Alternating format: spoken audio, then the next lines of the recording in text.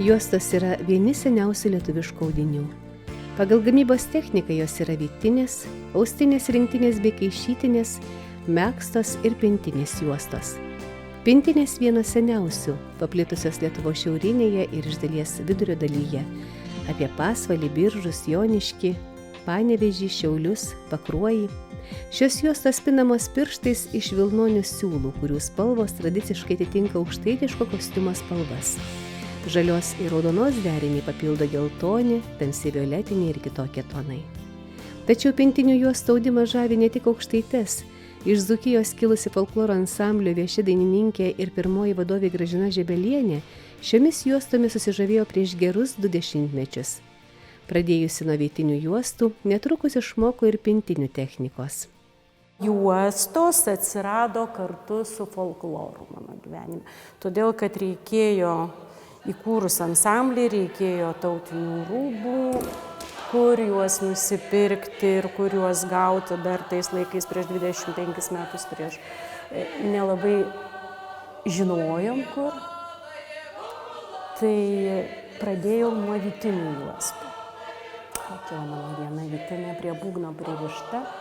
Ir paskui jau sužinojau, kad vytinės juostos yra iš gilesnės senovės, o mūsų tautinis drabužis 20 amžiaus pradžios, prie kurio jau vytinės juostos nesirišdavo, jau buvo rišamos austinės, o Aukštaitijoje pintinės juostos, kadangi mūsų tautinio kostiumo daugiausia aukštaitiško, tai reikėjo juostų ir pabandžiau.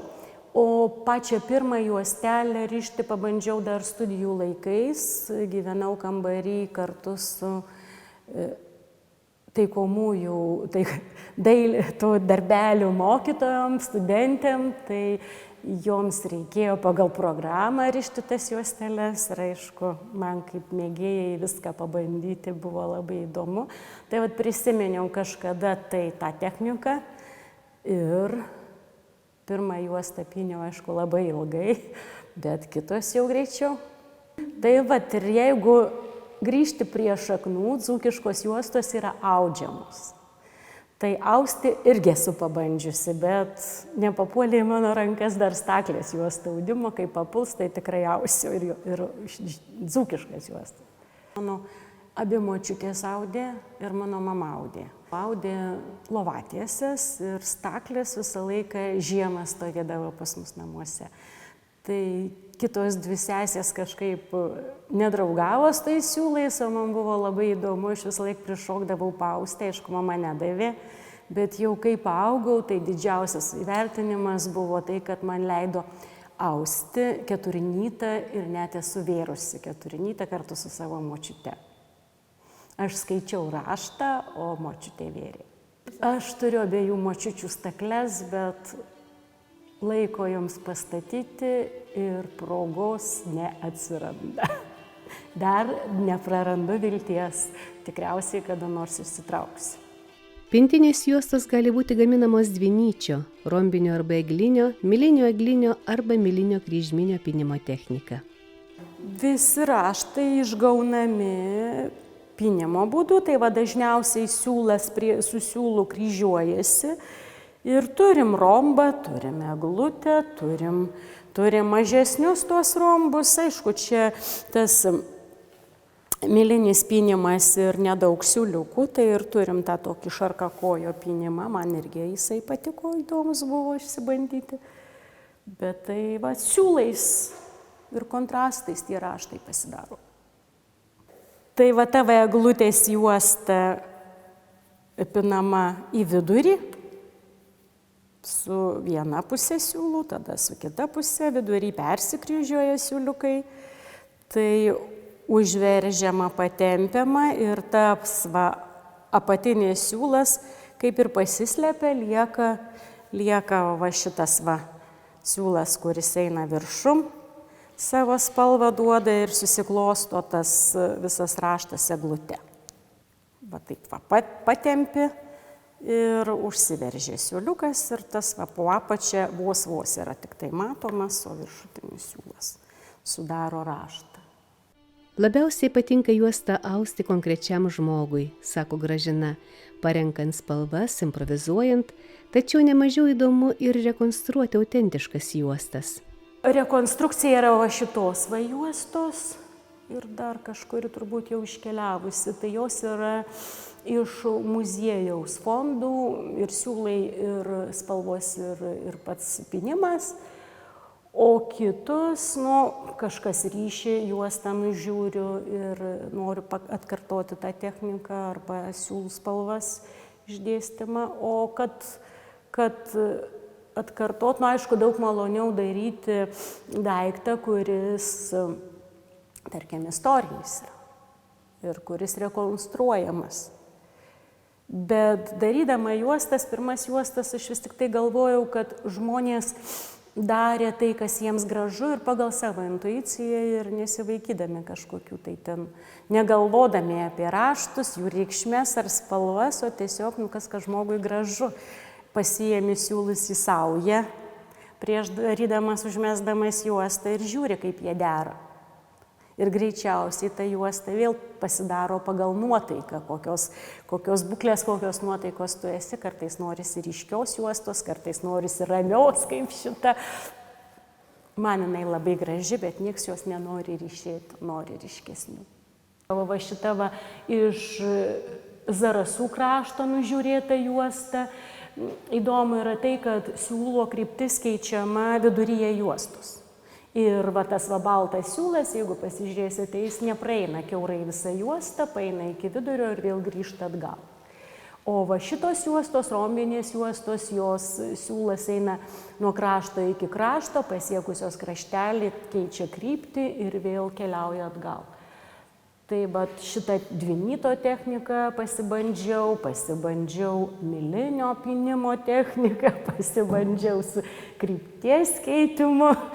Ir kaip jau ir pasibandžiau, jau austinių noriu. Ir dar viena kitokia truputėlį yra eglute pinama juosta, kurią aš čia kaip tik ir dabar užsidėjusi pinti. Kai siūlas iš krašto keliauja iki vidurio ir iš vieno ir iš kito krašto siūlas ateina iki vidury prasikeičia ir pinama su kitu siūlu. Šitą juostą man nelabai patinka už tai, kad daug darbo. Kiekvieną siūliuką reikia pakelti, greičiausiai pinasi milinio pynimo juostos. Du siūlai keičiasi iš karto per du siūlus, tai greitai nuo krašto iki krašto ir medituojant ir nusipina ta juostelė. Darbo tai yra, maždaug savaitę reikia daryti vieną juostą. Jei neatsisėdęs visą dieną juostos nepini, tik tai keletą valandų. Tai per savaitę, jeigu labai reikia, juostą padarau. Kiekviena audėja žino, kad audžiant neišvengiamos ir klaidos. Tačiau tos klaidos dažniausiai suteikia audiniui žavesio ir patvirtina, jog tai yra pats tikriausias rankų darbas. Turi tokią juostą su klaida ir Gražina. Ir nors dainininkė, kuri ją dėvi, sako, jos net nepastebėjusi, pati audėja juokiasi, jog tą klaidą ji mato visada. Vieną turiu tokią juostą, kur matau savo klaidą. Ir visą laiką šią scenoje matau. Taip. Ir visą laiką matau aš tą klaidą. Va čia šitas siūlas ėjo palei mėlyną, paskui pasiklydo. Ir kol aš jį atvedžiau iki krašto ir tada vėl grąžinau į savo vietą. Buvo gaila ardyti, taip. Gal nelabai ir mokėjau, kaip juostą tą išardyti ir grįžti atgal, čia iš tų mano vienų pirmesnių juostų, bet dabar pasižiūriu ir galvoju, man dabar čia gražu, tai yra žmogiškoji klaida, rankų darbas, ne fabrikinis. Juostos skiriasi ne tik savo spalvomis, raštais, technikomis, yra esminiai skirtumai ir tarp vyriškų bei moteriškų juostų. 3 metrai yra standartinė juosta, jeigu riščiam smulkesniam žmogui, jaunam žmogui, tai jau ir trumpesnė juosta, kad nereikėtų 2 kartus apsivyti. Vyrų juostos yra ilgesnės, užtat, kad vyro juostas ryši ant sermėgos. Tai apimtis jau didesnė gaunasi žmogaus, tai turėtų būti 3 metrų ir dar vyrų juosta rišama kilpa. Tai kad graži ta kilpa gautųsi, tai vis tiek reikia juostos ilgesnės. Moterų juostos palaidais galais gražiai kabo ant kostiumų.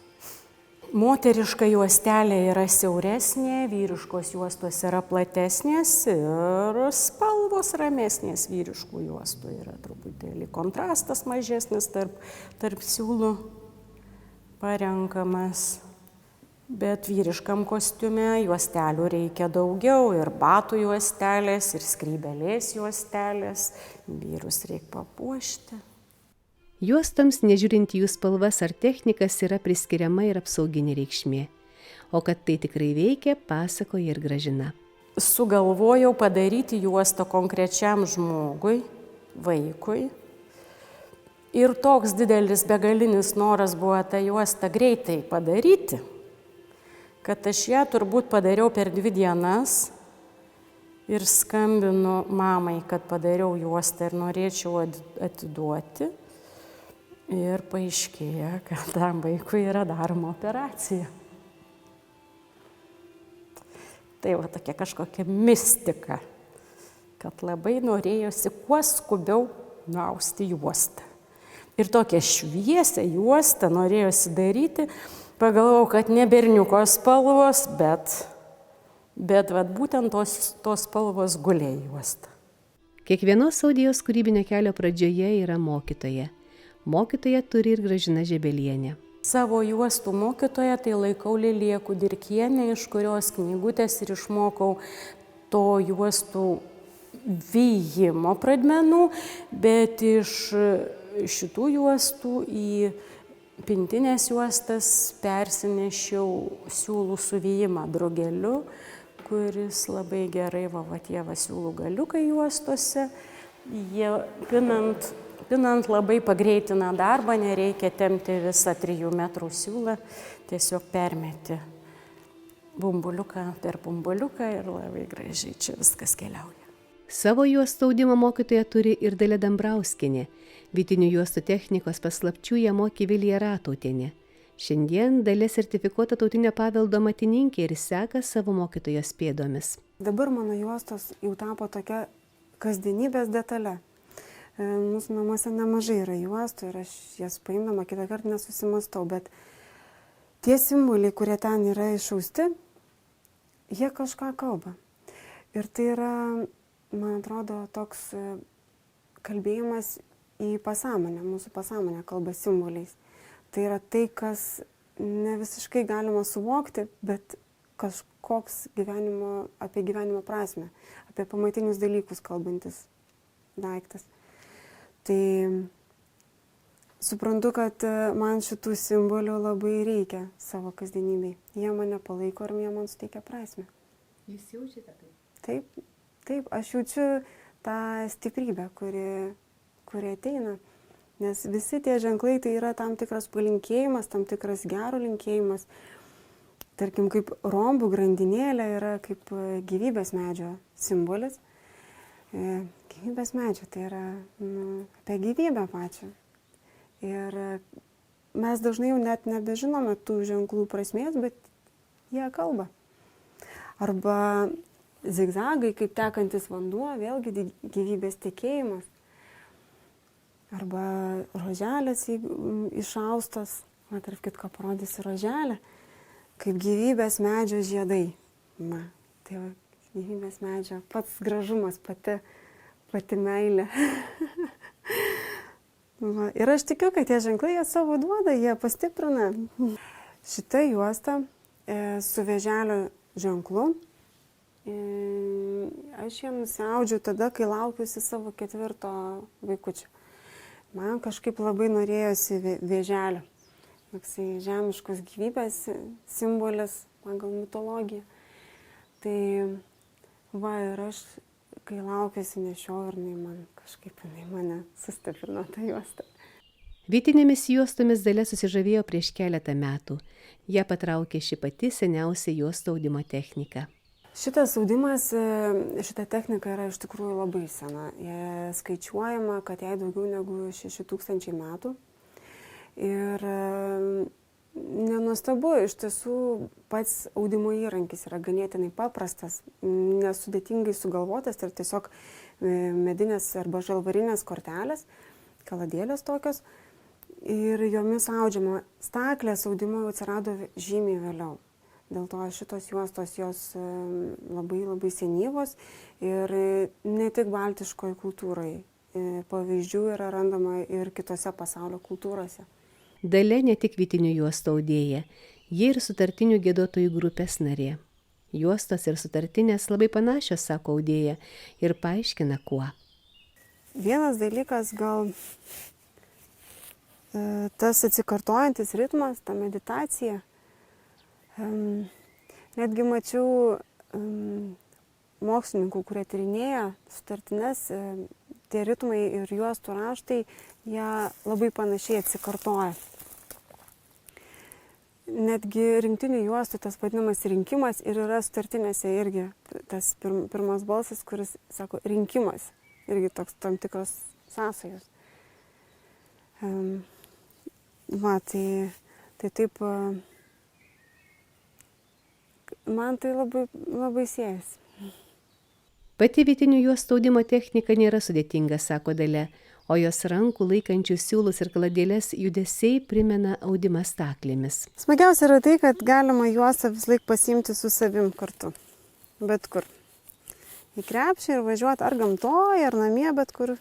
Svarbu, kad būtų kur prisirišti. Ir visas audimas yra per tai, kad aš kortelės suku per vieną kraštinę, pasidaro naujos žiotis, per kurias aš prakešu ataudą. Tai yra tas pats principas, taip, medmenys ir ataudas yra. Ir jeigu man reikia pakeisti raštą, raštas keičiamas verčiant korteles. Šiuo atveju aš audžiu tokį zigzagą, tokį kaip tekantis vanduo šitą juostą. Tai čia keičiasi visos kortelės, visas raštas į vieną, į kitą pusę, į vieną, į kitą pusę. Tai dėl to aš ir perverčiu visas korteles tam tikroje vietoje, visas perverčiu rašto korteles į vieną pusę. Ir tada audžiu toliau. Ir mano raštas pasikeičia. Į kitą pusę pradeda tekėti vanduo.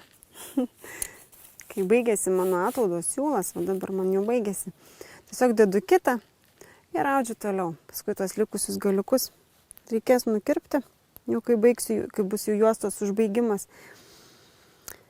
Ir, taip ir audžiu. Ir iš tikrųjų taip atpalaiduoja, taip suderina vidui kažką. Labai geras poilsis nuo visko. Tai ir ypatingai tas jausmas gražus, kada iš tų siūlų, tokių, to viso palaidų staiga ima ir gimsta tokia graži tvarkinga juosta. Vytinių juostų unikalumą lemia dar ir tai, kad joms austi nereikia staklių. Tai reikia tik keleto primityvių įrankių. Pagrindinis mano darbo įrankis tai yra tokios medinės kortelės. Ir aš pradžiai ausdavau, ir dabar dar turiu tokių, tiesiog iš plastikinio kortelių pasidarydavau tokias kvadratinės korteles, išsimuždavau skilutes ir ausdavau. Bet paskui radau įsigyti tų medinių ir mane jas iš tikrųjų labai sužavėjo. Labai gera paimti į rankas medį, vis tik tai ne plastiką. Tai aš dabar kiek galiu, tai audžiu su tom mediniam kortelėm. Ir čia yra pagrindinis, visa kita yra dar keli pagalbiniai, bet faktiškai viskas, nereikia jokių didelių staklių, viskas yra čia pat, galima susikrauti krepšį ir austi galima bet kur. Svarbiausia, kur turėti prisitvirtinti vieną juostos galą, nes vienas tvirtinasi prie manęs, kitas turi būti kažkur. Tai kartais panaudoju spaustuvėlį, kad prisisukčiau, pavyzdžiui, prisisuku prie stalo ir užsikabinu juostą už šito. Arba tiesiog su virvelėmis, panaudoju kartais tokias senesnes juosteles, prisirišu. Labai gerai yra dideli ilgi žiogeliai. nes būna daug kortelių, jeigu didesnė juosta apie 30 kortelių, tai jau yra platu ir jau susekti reikia ilgesnių žegelių, taip pat net ieškodavau. Dar toksai vienas prietaisas, čia dar likę tokie galai siūlų, nes nukirpau juostą ir liko galiukai, bet žvejybiniai suktukai. Jie kartais padeda, kai reikia, kad atsisuktų juostos galas. Bet yra ir kitų gudrybių, kaip galima atsukti juostos galus, keičiant raštą, taip kad nedažnai naudoju, bet kartais prisireikia. Tai mat ir tokia. Na va. Parodysiu, čia turiu tokį dar rėmuką. Jis iš tikrųjų ant jo, jisai skirtas yra austi kitokiom truputėlį juostom, bet aš jį panaudoju kaip rėmą tiesiog užsidėti, jeigu, tarkim, kokioj nors mugėje arba renginį reikia pademonstruoti ir nenoriu prisirišti prie savęs, tai aš užsidedu čia. Bet va, jeigu čia yra apie 30 tų kortelių, tai va, kaip yra platu ir jau reikia tikrai didelio žegelio, kad galėčiau visas jas susekti, kad jos neišsimėtytų ir nesusimaišytų raštas. O čia tai atrodo tokie galiukai visokie, kam jie reikalingi, bet aš iš tikrųjų saugau visus juostų galiukus, kai man lieka siūlų pabaigus juostą, bent mažą galiuką pasidarau, kad aš žinočiau, kad turėčiau įvairių pavyzdžių, nes kartais kažkas nori būtent kažkokios juostos, nežino kokios tiksliai ir ieško ir atranda per pavyzdžius. Arba kartais reikia priderinti prie audinio, tai irgi labai gerai, kai turi mažą pavyzdėlį, gali pridėti ir pasižiūrėti, ar tiks. Nes tie siūlai, tai jie pasielgia visaip. Būna tikrai pradžiai derini spalvas, prie rašto visaip kuri, bet kai galiausiai pasidarai metimą ir sudedi, tai visai kitaip išeina, negu įsivaizdavai. Kartais geriau, kartais nelabai. Tai gerai, kai turi kokį nors pavyzdį, bent jau įsivaizduoji, kaip tai gali atrodyti, kaip tai sudėrės pačioje juostoje. Raštų ir spalvų įvairovė didelė. Tiesa, spalvas šių dienų audėjos dažnai renkasi kur kas ryškesnės ir įvairesnės, nei tai galėjo daryti mūsų promočiutės. Akivaizdu, pasikeitė galimybės. Mes šiais laikais tai taip truputėlį ir gal ir laisviau pasižiūrim, bet tradiciškai naudoja tą, ką turėjo. Dažymas tai buvo žalia, tarkim, mėlyna, ta indigo spalva irgi mėlžolė dažyta. Pilka, juoda, balta, tai tokios spalvos jos ruda. Tai yra tai, kas galėjo būti išgaunama iš augalinių dažų. Tai tokios juostos. Aišku, dabar mes jau naudojame ryškesnius siūlus, ryškesnės spalvas. Taip sakant, leidžiam savo kūrybai reikštis labiau. Tradiciškai juostos laikomos susuktos į ritinėlį arba į kamuolį, sako audėja. Kartais, kai ilgesniam laikui man reikia pasidėti namie, aš pradėjau sukti tokius ratus. Ir tik vėliau paskaičiau, kad seniau būdavo juostos, ypatingai jeigu jos nebaigtos dar, susuktos tokius tarsi kamuolius. Ir tai, sakome, toks irgi tarsi to kosminio kiaušinio, saulės toks simbolis, tarsi iš jo išsirita po to gyvybė, tai čia išsirita juosta. Vytinės juostos dėvimos prie tradicinio kostiumo. Tiesa, prie moteriško daugiau ankstyvesnio rūbo. Jomis juosiamas juosmuo, varstoma liemenė, prilaikomas vyžos, nuometas, tuo tarpu vyrams ir vėlesniuose, XIX amžiaus antros pusės, XX amžiaus pradžios kostiumuose puošiamos skrybėlės, surišami aulinių batų aulai. Vis tik juostos naudojamos ne tik kostiumui papuošti, jos turi ir apeiginę paskirtį. Juostų panaudojimas labai platus buvo seniau ir jas ne tik tai drabužiuose naudodavo kaip puošybos elementą, bet taip pat ir apeigose. Ir visos svarbiausios lietuvių apeigos, tiek krikštynos, tarkim, kai veždavo kūdikį krikštyti, aprišdavo juostą, tai tikėdavo, kad toks tarsi simbolinis toksai apjuosimas, apsaugant nuo blogųjų jėgų. Tokia apsauga, taip pat ir vestuvių tradicijose irgi naudojamos juostos plačiai.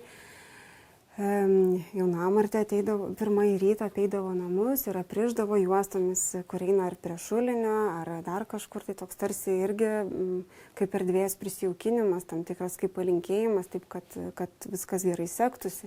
Gražu ir tai, kad juosta ne tik tai kaip tiltas perėjimas, ne tik tai kaip apsaugos tam tikras žiedas, bet taip pat ir išreiškia toks kaip tarsi tiltas tarp žmonių, kaip jungianti žmonės vienas su kitu. Ir dovanoti juostą tai reiškia parodyti prielankumą, išreikšti tą ryšį, kuris yra tarp žmonių. Ne veltui lietuvių liaudies dainuose dainuoja, kaip mergelė audžia aukštam dvarelį juostą ir dovanos savo mylimajam. Tai tai toks sujungimas, pats žodis juosta diktuoja savo tą prasme, jungimo, surišimo.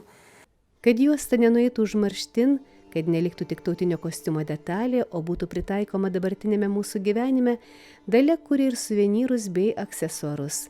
Raktų pakabukai, knygų žymekliai, kosmetinės, viskas kalba simboliais.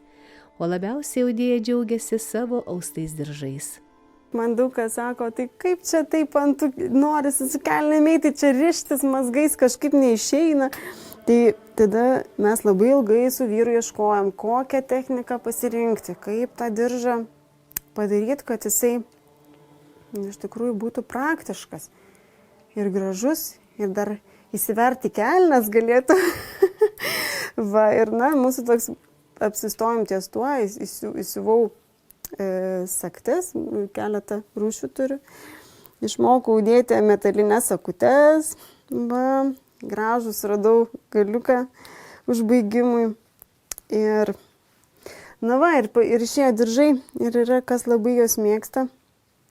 Aišku, jie nėra gal tiek patvarus, tai ne odinis diržas, vis tik tai yra ir puošybos detalė, tai yra vilna arba pusvilnė.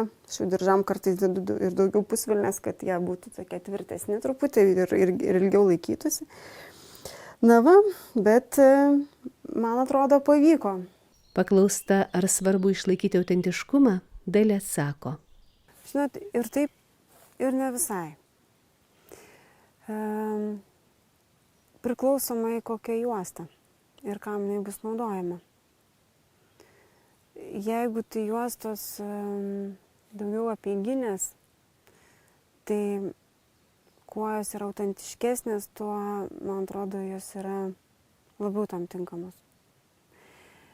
Jeigu tai yra kasdienis kažkoks tai daiktas buityje, tai manau, kad nebūtinai tiek autentiškai gali būti, kiek kartais leis savo paimprovizuoti, kūrybiškai. Man atrodo labai gera, jeigu mes kiekvienas randam savo būdą, kaip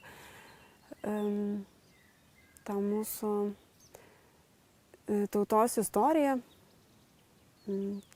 kuri užrašyta tais senais simboliais, jeigu mes sugebam rasti būdą, kaip ją turėti savo kasdienybėje. Raštus, simbolius, kurie ne vadovėlėje užrašyti, ten jie labai teisingai užrašyti ir labai tiksliai, bet jie nekalba ten, jie turi atsidurti kasdienybėje. Tai jeigu mes randam būdą, kaip juos patirti, tai jie mums kalba, tai jie mus sustiprina.